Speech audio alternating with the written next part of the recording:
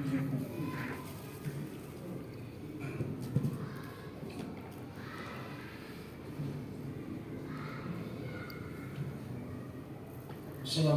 warahmatullahi wabarakatuh. Alhamdulillahilladzi ja'ala Ramadan fi syahri siyam. Asyhadu an la ilaha illallah al-malikul a'lam wa asyhadu anna Muhammadan abduhu wa rasuluhu. Allahumma shalli wa sallim ala sayyidina Muhammadin khairil anam. Rabbi shrah li sadri wa yassir li amri wa hlul 'uqdatam min lisani yafqahu qawli. Amma ba'd. Puji dan syukur kita panjatkan kehadirat Rabbi Allah Subhanahu wa taala yang senantiasa menganugerahkan kepada kita kenikmatan yang luar biasa, terutama nikmat iman dan nikmat Islam. Salah satu buktinya malam ini kita melaksanakan dua kewajiban, yaitu kewajiban melaksanakan ibadah sholat dan kewajiban melaksanakan thalabul ilmi. Bahkan dalam ta'lim saking wajibnya thalabul ilmi, tapi jangan dicatat di sini ya. Saking wajibnya thalabul ilmi itu kalau masih nanggung tak apa-apa, disunahkan mengakhirkan sholat isya, gitu ya. Tapi ya karena kita al-adatul muhammadun, kebiasaan kita sholat isya berjamaah tepat waktu, ya tak jadi masalah. Jadi kewajiban thalabul ilmi dengan kewajiban sholat itu hampir setara. Karena ya memang kalau sholat tanpa ilmu ya sia-sia kan ya, seperti itu. Salawat dan salam semoga limpahkan kepada junjungan kita Habibana wa Rasulana Sayyidina Muhammad Rasulullah SAW. Allahumma sholli ala sayyidina Muhammad wa ala ali sayyidina Muhammad. Hadirin kaum muslimin rahimakumullah, kalau tak salah hitung mungkin ini malam terakhir ya. Walaupun kita belum tahu kapan bulan suci Ramadan masuk. Kalau lihat hadis Nabi, sumu liru'yatihi waqtilu liru'yatihi. Kalau mau puasa, lihatlah anak bulan, kan begitu. Kalau mau beridul fitri, lihatlah bulan. Kata Nabi begitu. Itu jelas-jelas hadis sahih yang memang semua ulama sepakat. Fa'in gubiya, kalau bulannya ketutup, awan atau hujan atau apa, fakbilu bisalasi nayoman, maka sempurnakanlah jadi 30 hari bulan Sya'ban itu. Nah, jadi perintah Nabi memang ru'yat. Ada saudara kita yang dengan hisab, ya mungkin ada dalilnya juga, silahkan. Cuma kalau Kementerian Agama itu menggabungkan antara proses ru'yat dan hisab. Kalau kita jelas ru'yat, karena memang hadis Nabi-nya jelas, sumu liru'yatihi, berpuasalah kalian berdasarkan ru'yat, jelas ya. Karena terakhir mungkin kita coba malam ini kita sempurnakan daripada fikih puasa, walaupun saya yakin memang tidak akan selesai ya. Mudah-mudahan mudah-mudahan bisa dilanjutkan dengan ketika kita selama berpuasa di bulan suci itu. Hadirin kaum muslimin rahimakumullah, ada dua hadis Nabi yang berbarengan dalam bulan suci Ramadan itu. Yang pertama, man qoma Ramadan imanan wa ihtisaban ghufira lahu ma taqaddama min dhanbihi. Yang kedua, man shoma Ramadan. Kan gitu ya. Jadi ada dua. Ada man qoma, ada man shoma. Man qomanya itu untuk malam, man shomanya itu untuk siang. Jadi ternyata bulan puasa itu memang betul-betul penuh ampunan, karena siang dan malam itu diampuni dengan catatan imanan wa ihtisaban. Syaratnya itu. Ghufira lahu ma taqaddama min dhanbi. Jadi ini memang itulah, dulu waktu kecil saya juga heran kenapa harus gembira masuk ke bulan Ramadan, boro-boro gembira, lapar kan gitu ya. Tapi ternyata itu bulan yang betul-betul siangnya diampuni, man shoma, malamnya juga diampuni, man qoma, tarawih maksudnya ya. Itu memang ghufira lahu ma taqaddama min dhanbi. Allah mengampuni dosa-dosa kita. Insya Allah hari ini kita langsung saja kepada rukun puasa, karena ini intisari daripada puasa kita. Tidak memenuhi rukun, tak sah puasanya, begitu. Bismillahirrahmanirrahim. Faslun arkanuhu salah satu. Rukun puasa itu ada 3. Kalau rukun sholat ada 17, ini cuma 3. berarti agak santai gitulah ya, agak gampang gitulah. Kalau lihat hitungannya, yang pertama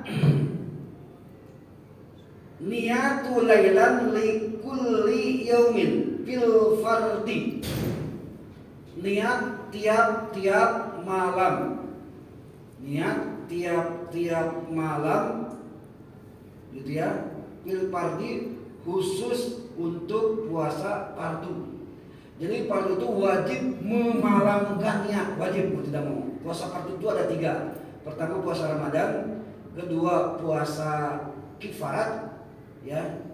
Yang ketiga itu puasa nazar, itu wajib, berarti wajib dengan niat. Kalau puasa Ramadan insya Allah seminggu lagi. Kalau puasa kifarat itu puasa karena kita sumpah, misalnya demi Allah aku tidak mengerjakan itu, padahal bohong, itu wajib puasa kifarat 3 hari itu. Dan yang ketiga adalah puasa nazar. Kalau saya diangkat menjadi pegawai, saya akan puasa seminggu. Itu jadi wajib tuh. Nah itu cara puasanya harus pakai niat. Nah gitu ya. Berhubung kita tidak menjelaskan puasa kifarat dan puasa nazar, maka kita termasuk puasa qada juga. Qada puasa itu wajib juga, karena qada hukumnya wajib. Jadi rukun di sini adalah niat khusus untuk puasa fardu. Berarti kalau bukan puasa fardu, puasa sunat itu nggak usah niat. Karena pernah dalam hadis Nabi dikatakan ketika Nabi bertanya sama Siti Aisyah, ada makanan nggak? Kata Nabi, pagi-pagi gitu ya, mau sarapan pagi. Oh nggak ada ya Rasul, cari nggak ada. Ya udahlah saya puasa aja. Nah itu kan berarti puasanya pas siang hari. Jadi tak masalah kalau untuk puasa sunat. Nah selanjutnya bagaimana pelaksanaan niat? Yang pertama, ini instruksinya adalah 1 hari itu untuk 1 niat. Seandainya nanti puasa Ramadan kita 30 hari, berarti totalnya berapa Pak? 30 kali wajib. Bagaimana kalau tidak niat? Maka wajib puasa dan nanti setelah lebaran wajib diqadha. Nah itu bahayanya. Sudah capek-capek puasa, diganti pula gara-gara tidak niat. Kapan niatnya? Likulli layalin, tiap-tiap malam. Apa itu malam? Minal ghurubi syamsi ilal fajri.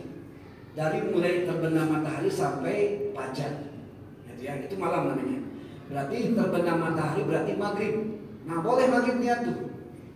Ya, sampai terbenam matahari. Kok kenapa niat puasa sama niat sholat berbeda? Berbeda. Karena sholat itu fisiknya kelihatan. Kelihatan gimana? Coba lihat fisik sholat, kelihatan kan takbirnya, rukunya, sujudnya. Kalau puasa silakan buktikan bagaimana bentuknya. Nggak bisa kan? Walaupun Bapak bilang saya puasa dengan ikhlas, susah dinyatakannya. Bisa aja kan kita pagi-pagi makan, minum segala macam, lap yang kering, terus keluar, ya pura-pura ngantuk, pura-pura lemes, bisa aja kan? Bagian berapa? Puasa, kan gitu bisa aja. Tapi kalau sholat kelihatan takbirnya, rukunya, gitu ya. Nah jadi niatnya juga berbeda. Kalau puasa, kalau sholat itu memang nyata, senyata-nyatanya. Kalau puasa memang tak bisa terlihat. Waduh itu puasanya khusyuk, kenapa khusyuk? Meludah terus, mana ada kayak gitu kan? Nggak bisa seperti itu. Jadi puasa itu nggak bisa ditentukan khusyuk tidaknya, nggak bisa ditentukan sah tidaknya. Hanya dia sendiri dan Allah Subhanahu wa Ta'ala yang mengetahui. Nah, gitu. Baik, jadi niat itu pelaksanaannya dari mulai terbenam matahari maghrib sampai fajar, berarti sampai menjelang azan subuh. Kalau sudah subuh, Allahu Akbar, itu memang walaupun kita lagi makan, ya mau tidak mau muntahkan saja. Ini mazhab Syafi'i ya. Kalau mazhab Hambali lagi berlangsung adan cepat minum katanya. Itu tanya kesalahan. Nah gitu. Tak percaya silahkan tanyakan kepada saudara-saudara salafi kita. Nah, gitu ya. Ya.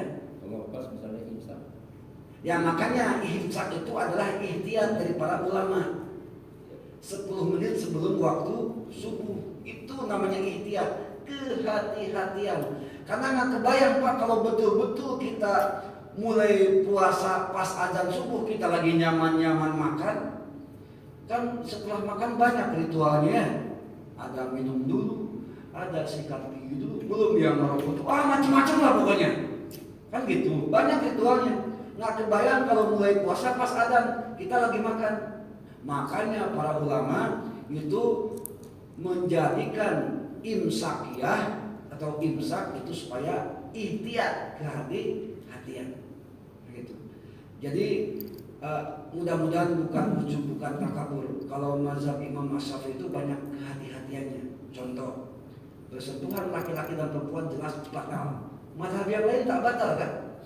Coba kalau nanti di hari kiamat kata Allah, hei manusia, bersentuhan laki-laki dan perempuan tidak batal. Nah sekarang saya mau tanya, selama ini kita batal rugi tidak? Tidak Pak, berarti wudunya 2 kali. Wudu pertama wajib, wudu kedua sunat, dapat 2 pahala, kan begitu.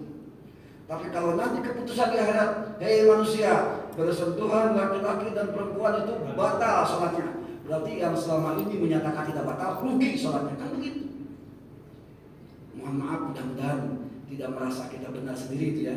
Tapi yang jelas itulah fungsinya daripada ihtiyat kehati-hatian. Nah, begitu. Kalau saudara-saudara kita ketika imam baca Al-Fatihah, dia tak usah baca Al-Fatihah lagi, cuma mendengarkan saja. Padahal hukum suatu qiraatul Fatihah, membaca Fatihah. Yang namanya membaca ya terucap, kan begitu. Gitu ya. Itulah namanya ihtiyat. Nah, jadi kita kembali lagi ke niat. Silakan Bapak niat dari mulai maghrib sampai menjelang azan subuh. Kalau kebiasaan kita, karena kalau itu kan individu ya. Kalau kebiasaan kita itu suka bersama-sama ketika beres sholat tarawih, bahkan bareng-bareng. Nawaitu saumaghudin dan selanjutnya. Itu memang bid'ah. Tidak dicontohkan oleh Nabi. Dan itu termasuk ihtiyat juga. Kehati-hatian. Kan mungkin dari sekian banyak jemaah bisa saja kan ada 1-2 orang yang lupa. Akhirnya tidak lupa gara-gara dipimpin oleh imam. Itu fungsinya. Gitu ya. Itu kan bukan niat, itu lafaz. Lafaz. Nah, makanya kata Imam Asy-Syafi'i wa talaffuduha sunnatun, mengucapkannya adalah sunnah. Niat di sini jelas ya di dalam hati gitu ya. Jelas di dalam hati yang wajibnya itu. Kalau mengucapkannya itu adalah sunnah. Jadi kenapa harus mengucapkan? Dapat 2 pahala, pahala sunnah dan pahala wajib, kan begitu. Gitu ya. Itu juga ihtiyat juga. Memang tidak dicontohkan dengan Nabi. Gitu ya. Kenapa tidak dicontohkan? Karena kualitas keimanan Nabi dan para sahabatnya siapa yang mau meragukan? Kan begitu. Beda dengan kita. Makanya kita banyak ihtiyat itu. Kita kadang-kadang ibadah dianggap sepele, dianggap sederhana, kan begitu. Kadang-kadang sedekah juga pas lihat duit cari yang terkecil, lihat duit baru-baru cari yang terjelek, kan begitu ya kalau kita. Kualitas iman kita kan seperti itu. Beda dengan para nabi, para sahabat. Makanya para nabi, para sahabat tidak mencontohkan macam tahlil, tidak dicontohkan. Kenapa? Memang mereka, Nabi juga sudah berkata dijamin masuk surga, mau apa lagi? Kalau fungsi tahlil kita adalah apa? Untuk membantu. Karena memang ketika di alam barzakh itu memang ujiannya ya Allah luar biasa. Bapak tak percaya silakan mati duluan ya kalau tak percaya. Bayangkan Pak, dari SMA masuk universitas itu ada penatarannya kan? Apalagi dari dunia ke akhirat pasti ada penatarannya. Penataran itu yang bikin kita susah, bikin kita bingung, bikin kita galau, kacau dan sebagainya. Maka didorong dengan doa. Nah, gitu ya. Jadi kemana-mana kan? Itu niat ya. Nah, selanjutnya bagaimana supaya niat tidak lupa? Kan begitu. Saya pernah menjelaskan. Maka dalam mazhab Imam Maliki, tak apa-apa sekali-kali itu dijelaskan boleh niat selama 1 bulan. Nah gitu ya. Tapi bedanya dengan Imam Asy-Syafi'i, Kalau Imam Maliki niat 1 bulan itu boleh niat lagi, boleh tak niat lagi, itu bedanya. Karena udah niat 1 bulan. Tapi kalau mazhab Imam Syafi'i, ketika malam pertama kita niat nawaitu shauma fi shahr ramadhana kullihi fardhu hilal, niat aku niat puasa bulan Ramadan sebulan penuh fardhu Allah. Walaupun sudah niat 1 bulan, tetap tiap malam wajib niat, itu hanya antisipasi aja. Itu yang membedakan. Kenapa Imam Syafi'i memakai yang 1 bulan juga? Ada dalam dalam kitab, saya lupa lagi, tapi kalau nggak salah kasih patuh saja 117. Walis Syafi'i taqliduhu fi zalika, dan Imam Asy-Syafi'i taklid kepada gurunya Imam Malik. Nah, gitu ya. Ya wajar lah dia Imam Syafi'i itu ngikut sama gurunya yaitu Imam Malik. Imam Hanafi muridnya Imam Malik itu punya guru namanya Imam Syafi'i. Imam Syafi'i berguru pada Imam Malik. Imam Malik berguru pada Imam Hanafi, kan begitu. Jadi kalau ke guru ya wajar gitu ya, dia mengikuti. Cuma bedanya itu. Kalau menurut Imam Maliki niat 1 bulan ketika mau niat boleh niat boleh tidak karena udah 1 bulan. Tapi kalau Imam Syafi'i beda. Kita malam pertama niat 1 bulan, tapi malam selanjutnya tetap kita niat tiap-tiap malam. Nawaitu shauma godin. Yang berucap itu sunat ya. Nawaitu shauma godinnya di dalam hati. Nggak usah bahasa Arab, pakai bahasa sendiri aja. Nggak jadi masalah. Nah, itu gambarannya ya.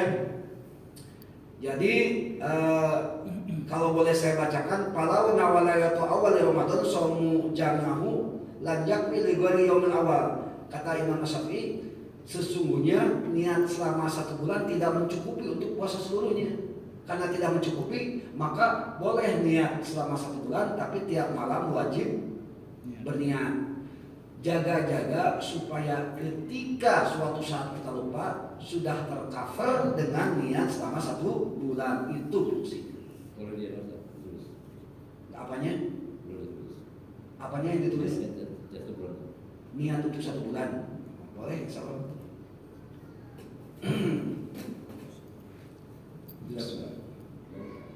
Bisa di atasnya.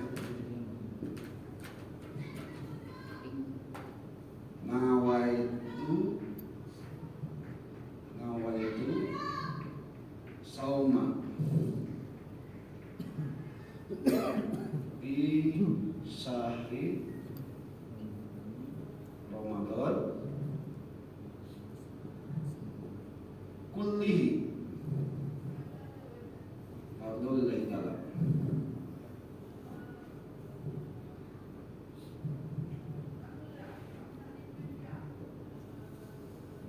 Nawaitu sauma fi syahri Ramadan.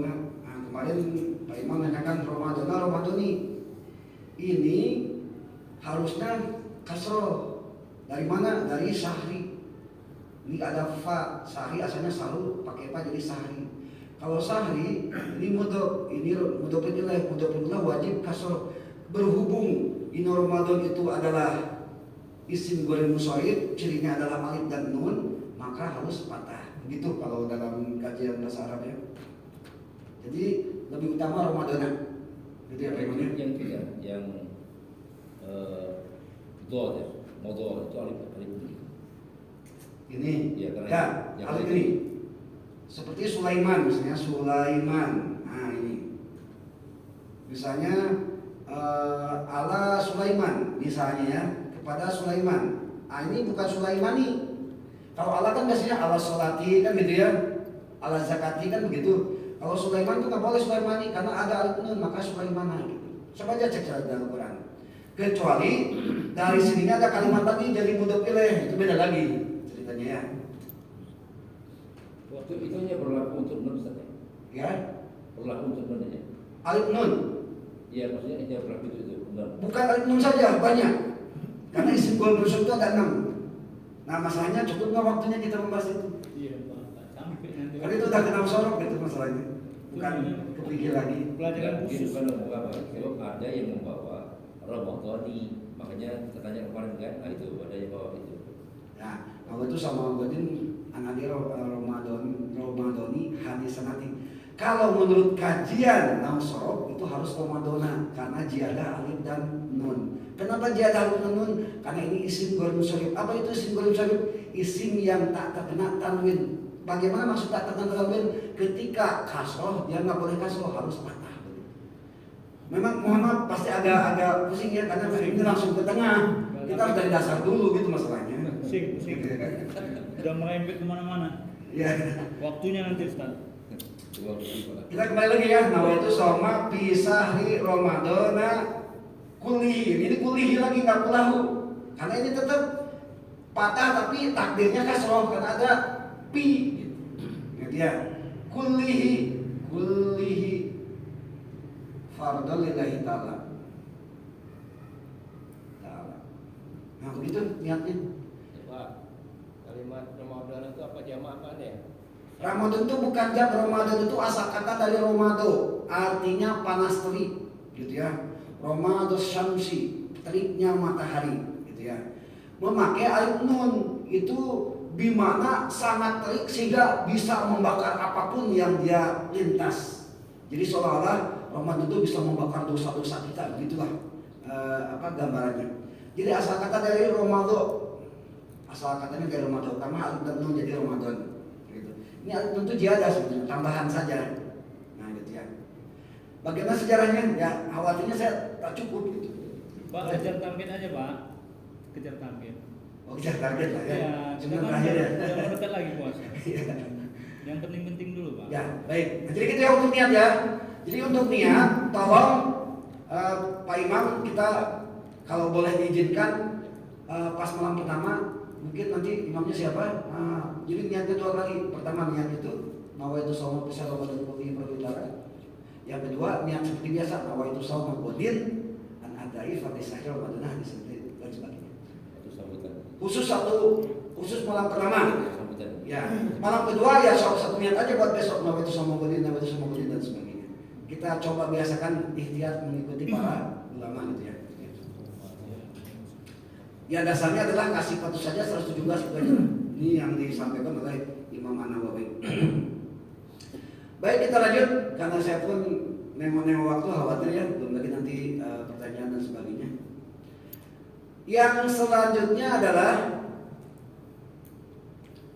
watarku muftiri, meninggalkan hal-hal yang membatalkan puasa. Nah, berarti mau tidak mau malam ini kita akan membahas tentang apa saja yang membatalkan puasa. Ya sekarang rukun puasa nih. Ya. Ada 3. Ya. Niat. Siapa itu juga? Ya tadi yang kedua watarkul muftiri. Yang kedua dia baru sebut. Iya, yang baru sebut. Yang baru sebut saya. Mana balasannya? Nah, watarkul muftiri, meninggalkan yang membatalkan puasa. Bisa dipahami? Meninggalkan yang dapat membatalkan puasa. Itu rukun. Ya rukun. Rukun ya. Ini di sini tercatat begini, mau gimana lagi saya? Saya kalau pendapat pribadi nggak mau gitu. Iya. Nah, gitu. Nah, tadi kan puasa niat kan kan. Ya. Ya tadi kan yang meninggalkan membatalkan puasa jadi seolah-olah macam judul baru gitu. Iya. Seolah-olah gitu. Oh, macam gitu. judul baru kan gitu. Karena di sini talku itu kan meninggalkan. Bingung juga saya kalau judul baru enggak lah. Karena ada huruf waw, huruf 1, 2 atau kalau kita dan gitu. Memang begitu. Kalau nggak percaya silakan aja. Yang lanjut. Iya. Jadi wasaniha tarkul muftiri. Enggak, saya mendingan perlihatkan aja lah. Nah ini ya. Enggak mau. Bukan wasaniha dan yang keduanya tarkul muftiri, meninggalkan yang membatalkan puasa kan. Ini wasaniha itu. Ya memang harus ada bukti. Makanya kalau ada rujuk lebih beli layar data yang lebar, nah kita perlihatkan gitu ya. Jadi bukan sekedar omong-omong kan ya. Iya. Nah, saya langsung sikat aja lah, nggak usah dibaca lagi karena batal puasa kalau lihat sarannya terlalu panjang. Langsung aja lah ke inti syariat supaya kita memahami. Meninggalkan hal-hal yang dapat membatalkan puasa. Baik, batal puasa itu semuanya ada 9 ya Pak ya. Karena kalau rukun puasa yang ketiga itu penjelasannya sedikit gitu ya, jadi nggak terlalu bermasalah. Bahkan sebagian ulama ada yang menyatakan bahwa rukun puasa itu cuma 2 gitu ya, niat dan tarkul muftir, meninggalkan yang membatalkan. Baik, yang membatalkan puasa semuanya ada 9. Yang pertama, memasukkan ke dalam 5 lubang anggota tubuh manusia. Itu yang pertama ya. Jadi 5 lubang itu pertama mulut, yang kedua hidung, yang ketiga telinga, yang keempat kemaluan depan, yang kelima kemaluan belakang. Ada sesuatu yang dimasukkan batal puasanya, gitu. Bahasa kasarnya seperti itulah. Yang pertama lubang mulut. Lubang mulut itu definisinya memasukkan ke dalam tenggorokan, bukan memasukkan ke dalam mulut. Jadi bahasanya menelan, gitu ya. Jadi kalau bapak-bapak masukkan es krim tapi nggak ditelan, nggak batal puasa, cuma makruh aja. Lagian iseng banget ya, ngapain puasa-puasa makan es krimnya? Gitu. Betul Bang? Bapak masukkan kopi hot tapi nggak ditelan, nah itu tak batal. Kalau nggak ditelan tak batal. Sikat Ya. gigi loh Ustaz. Yang paling sering sikat gigi, kumur-kumur. Nah itu tak batal, nggak jadi masalah. Asal kata kuncinya nggak boleh ditelan. Nah nanti persoalannya beda lagi, nanti manjang terusnya. Nah selanjutnya, tapi itu hukumnya makruh ya. Ngapain kumur-kumur sama kopi, kumur-kumur sama es krim, ada kerjaan betul ya. Bagaimana kalau nelan ludah? Coba saya mau tanya nih, kalau nelan ludah boleh nggak? Boleh. Boleh, tapi ada 3 syarat. Ya, syarat pertama itu harus ludah sendiri, jangan ludah orang lain. Mohon maaf ya, ini udah dewasa semua. Dulu waktu kita pengantin baru kadang-kadang kan bermesraan itu kan nggak kenal siang malam kan? Ya kecuali orang yang tidak romantis ya itu terserah lah ya. Ya mau tidak mau kita memang adat manusia seperti itu, mau tidak mau kita butuh cinta juga gitu. Memang manusia seperti itu, kita bukan malaikat. Nah bisa saja kan lagi siang puasa kita, mohon maaf ya, ciuman sama istri kan. Ini berbicara halal ini. Kalau ciuman sama istri orang tuh lain cerita, udah haram, mana ada lah gitu ya. Nah kalau ciuman tak batal, tapi kalau lidahnya tertukar, kan di lidah ada ludahnya kan Pak, gitu ya. Nah itu kalau ditelan batal. Kenapa? Karena bukan ludah sendiri, gitu maksudnya. Ludahnya tercampur dengan ludah orang lain. Mau tidak mau istri kita kan orang lain kan. Ada yang tanya sama kita, kenapa bersentuhan dengan istri batalkan itu mahram? Betul kan Pak? Istri kita mahram kan? Mahram itu ada 2, ada mahram mu'abbad dan ada mahram ghair mu'abbad. Kalau mahram mu'abbad itu mahram abadi, bapak, ibu, adik, kakak itu sampai kapanpun itu mahram abadi. Kalau istri mahramnya ketika akad kan? Kalau ketika cerai bukan mahram lagi. Itu alasannya. Jadi yang pertama itu ludah sendiri, gitu ya.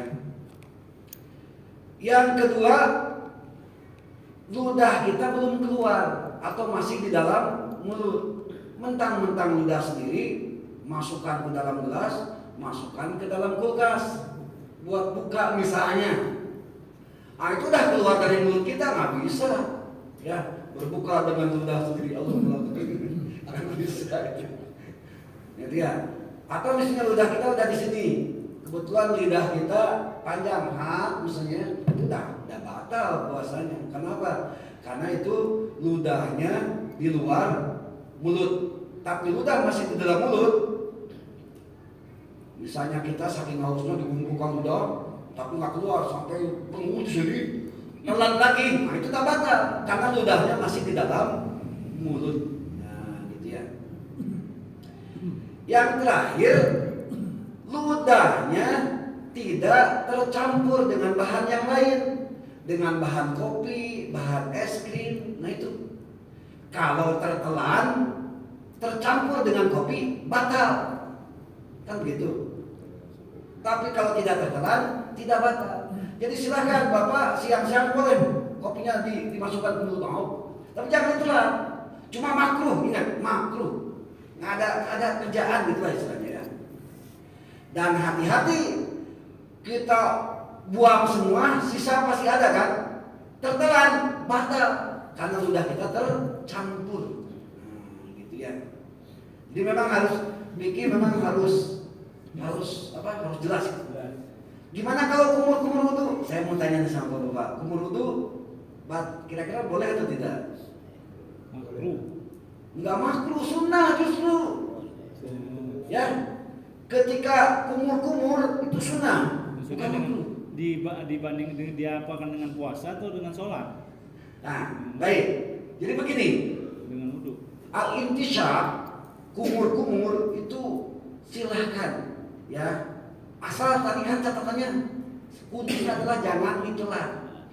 Ketika udah kumur ada sisa dingin di sini, itu tak jadi masalah, itu maafu namanya, dimaafkan.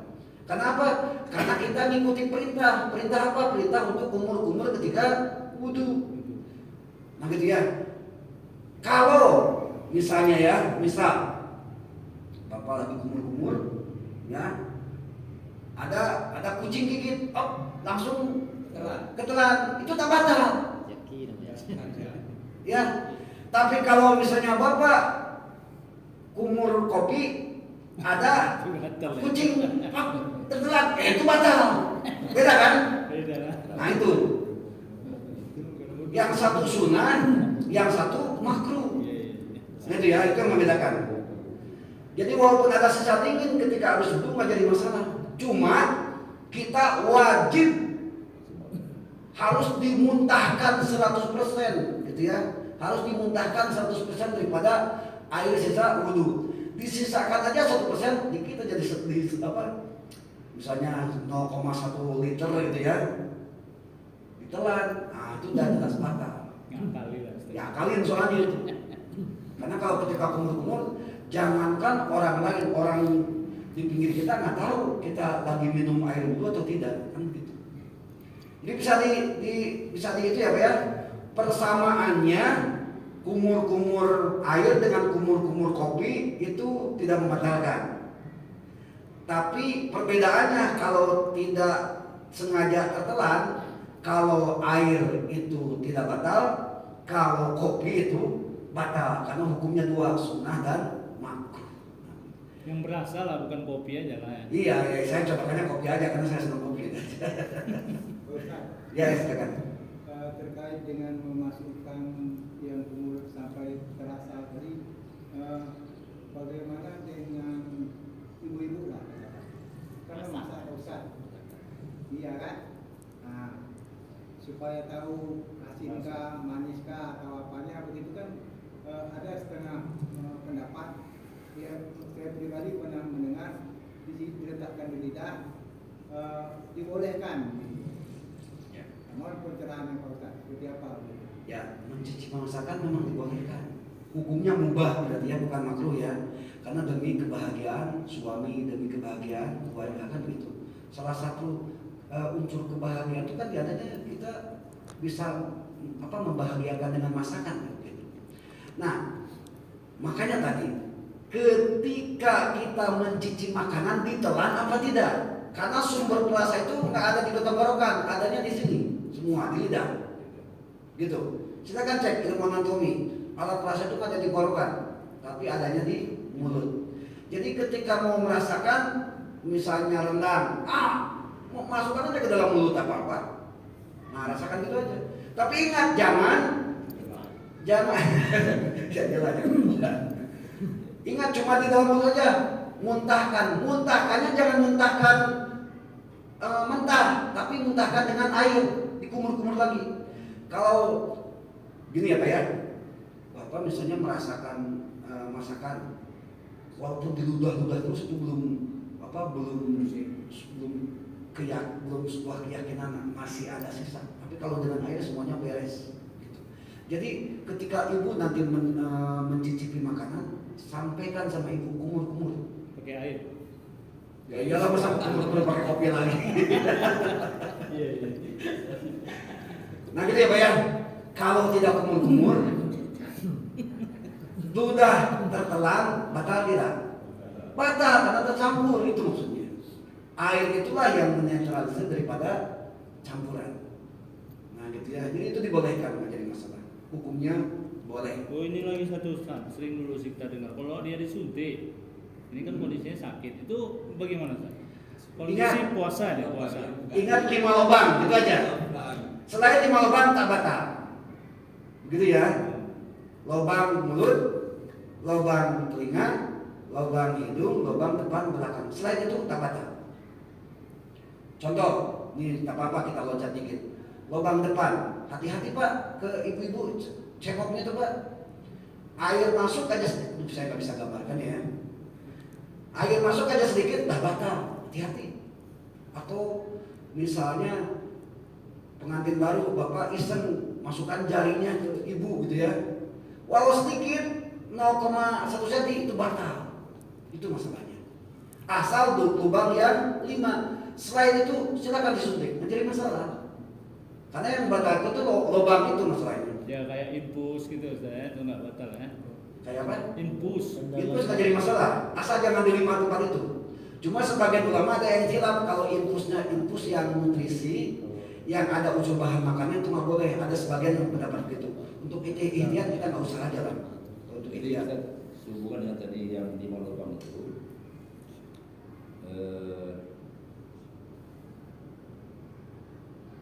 ini misalnya kita ini kan apa ngupil ya Pak? Ya itu lubang juga kan? Orang telinga, itu betul. Nah, itu ini mau tidak batal dia, bisa batal. Bisa batal. Atau boleh telinga? Bisa batal. Batal juga. Ya. Bagaimana aturannya? Nanti kita bahas. Karena kita lagi bahas mulut dulu. Lubang yang lain belum ya? Nah gitu. Kita lagi bahas mulut dulu.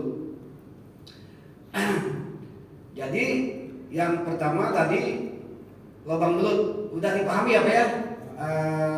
Pokoknya boleh ludah asal tidak tercampur 3 hal tadi. Ludahnya ludah sendiri, ludahnya masih di dalam mulut, dan ludahnya tidak bercampur dengan benda lain. Kalau udah tercampur batal. Kalau sudah di luar batal. Kalau misalnya ludahnya tertukar dengan ludah orang lain batal juga. Gitu. Nah, baik, yang kedua sekarang lubang hidung. Bagaimana batasan lubang hidung? Pak, pernah nggak masukkan air ke dalam hidung terus terasa panas? Nah itu yang batal. Nah itu ya, batasannya ketika hidung terasa panas masukkan air. Nah itu berarti kalau kita ngisap air tidak panas itu tidak batal. Jadi batasan seperti itu. Ketika kita merasakan tidak normal di dalam hidung itu, caranya itu. Yang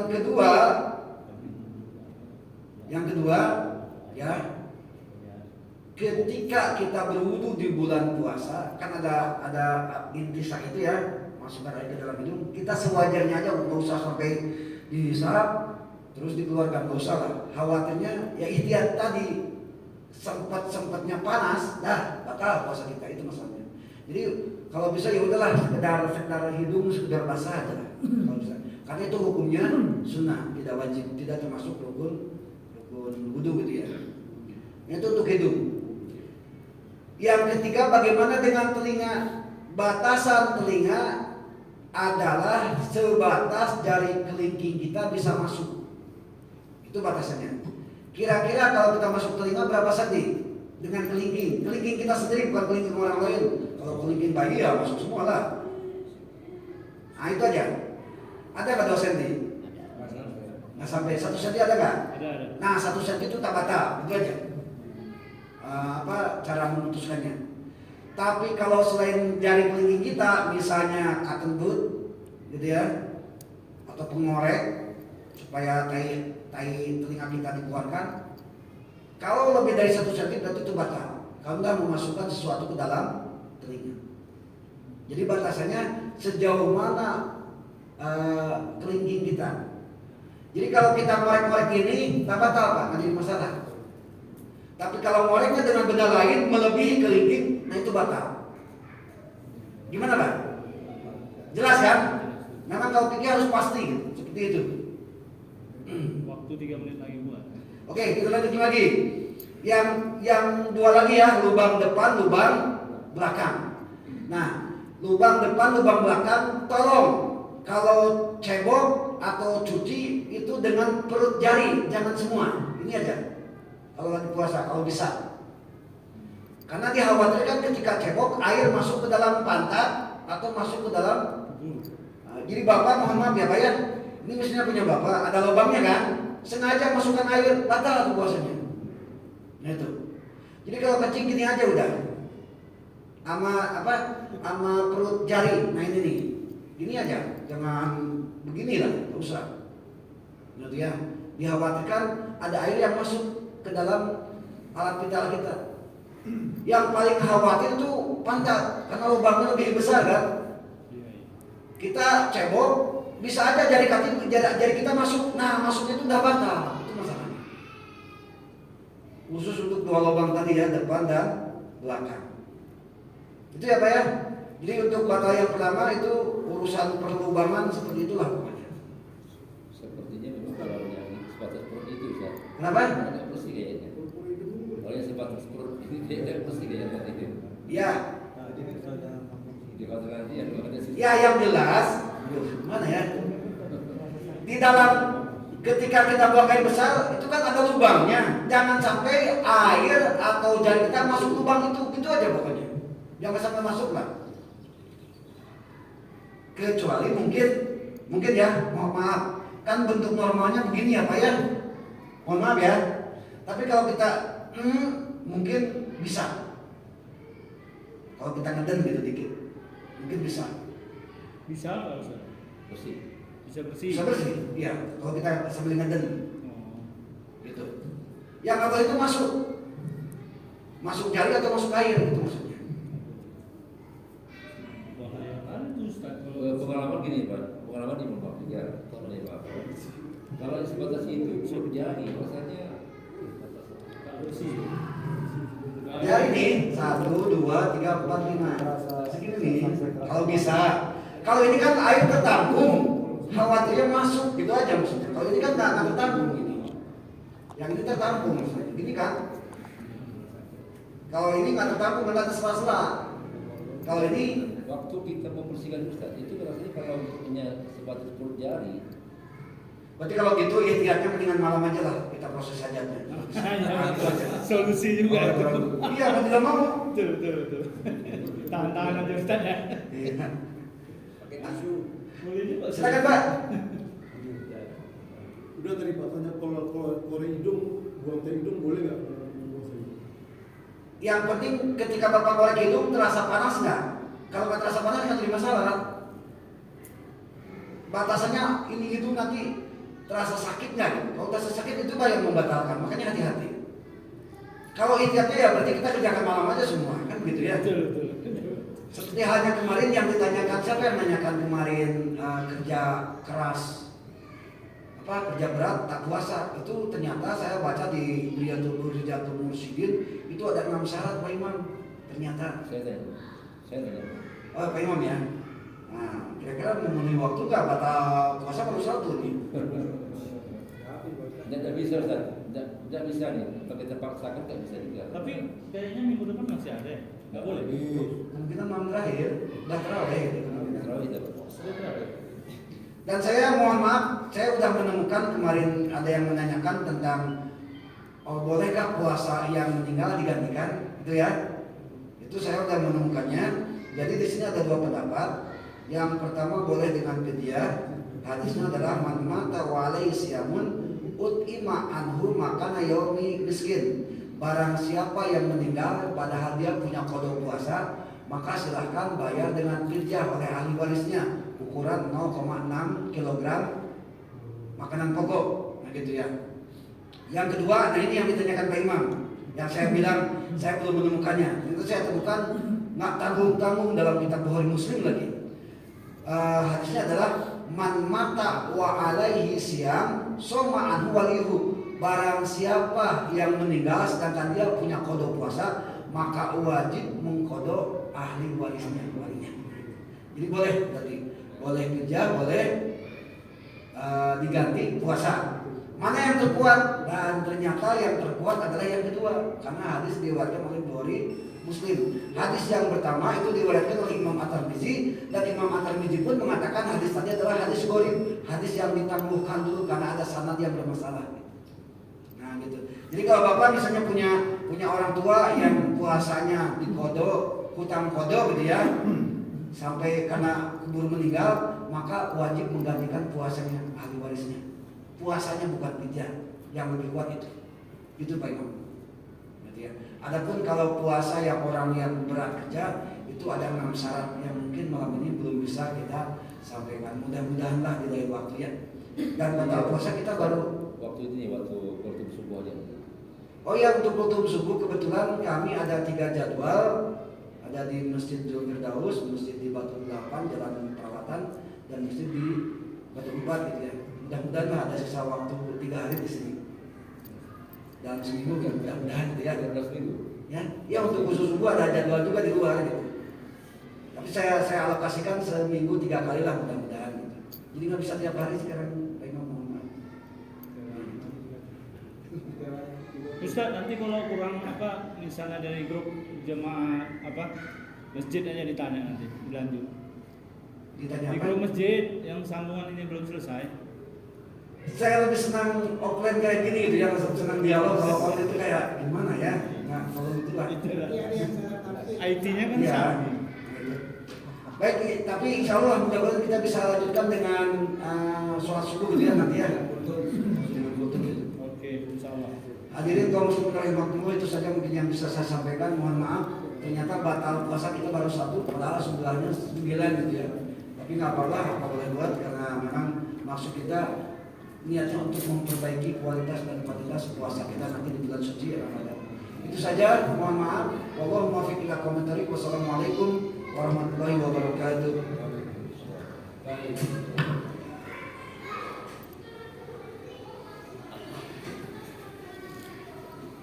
Satu.